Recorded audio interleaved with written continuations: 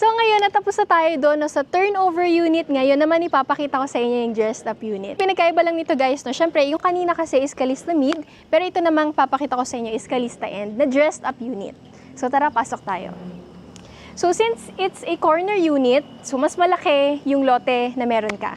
So yung lot area nito is nasa 60.5 square meter and the floor area is still the same sa mga inner unit, which is 40 square meter. So kung makikita nyo dito, mayroon pa kayong space here, no? Could be your lanai or your garden. So tara, pasok tayo para makita nyo yung kung paano siya ni-layout no, ng interior designer nila dito para maging homey siya no, for everyone. So, welcome to Calista End Dressed Up Unit. No? So, pagpasok pa lang, this is the living area. No? May TV, may center table, and may sofa. In this side naman, ginawa niyang dining area. No? Pero, yung ginawa niya is very unique because parang naging floating siya and ang galing kasi na maximize yung spaces. Naglagay na lang siya ng upuan no? Para at the same time, habang nanonood ka ng TV, nakakain ka rin. Right? Sa ilalim ng stairs, ginawa niya lang, extended version of his kitchen. Very manly, no, yung design nitong Calista End nito. And in this side, kung papansin nyo, yung sink niya, no, yung kitchen area, in-extend niya lang. No, para mas magkaroon ng maraming storage sa baba and also sa overhead cabinets. And this side is the ref.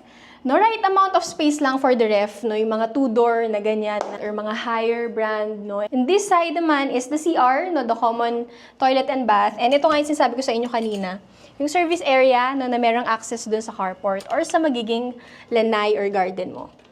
Okay? So ngayon, kung papansin nyo guys, no, the same space pa rin siya tulad nung turnover unit, pero parang mas malaki pa rin yung feeling pag nandito ka na. No? Especially pag nalagyan na siya ng gamit. Mas na-appreciate mo siya. Kaya din naman tayo may mga dressed up units. So ngayon, nakita nyo na tong living, dining, and kitchen area. Taas naman tayo sa second floor. Calista model has 2 bedrooms. No? So, ang ginawa dito sa dressed-up unit, yung isa is bedroom and yung isa naman is an office room. So, dito muna tayo sa master's bedroom. Yan. So, kung papansin mo, no, the paint is gray. Sa bed na ginamit, no, I think it's semi-double size no, of bed na kasya dito. Tapos, nakapaglagay pa siya ng side table and then may sofa pa dito. Tapos, all rooms ay merong slot no, for window-type aircons. Ang design na ginawa niya dito is very minimalist. Isang color lang yung ginamit or dalawa lang no, para hindi masyado mabigat sa pakiramdam. The flooring hindi niya binago. Kasi, maganda pa rin naman siya sa mata. No? But the paint, ginawa niyang gray. And in this side, no, so welcome to office room. Ginawa niyang office room na yung isang bedroom. And it's very nice, no? Nakapaglagay pa siya ng cabinet dito, na hindi basta-basta cabinet, no? Could be your storage area, no, na sliding, yan. And naglagay siya ng mirror, no, para isahan na lang.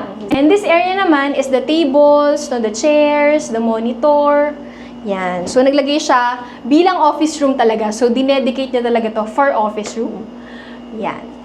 And other storage, no, or stante na pwede mong ilagay para hindi pa rin kalat-kalat, no, yung mga gamit mo. So, ang ganda na ng pagkakadesign sa Calista End na to. I hope nagustuhan nyo no, itong ating Calista End model. And this is also loanable through Pag-ibig na ang babayaran mo na lang per month is 11 to 12K for 30 years. So if you want to learn more about this project, reach me out on my WhatsApp or Viber 0997-833-7519. Bye-bye!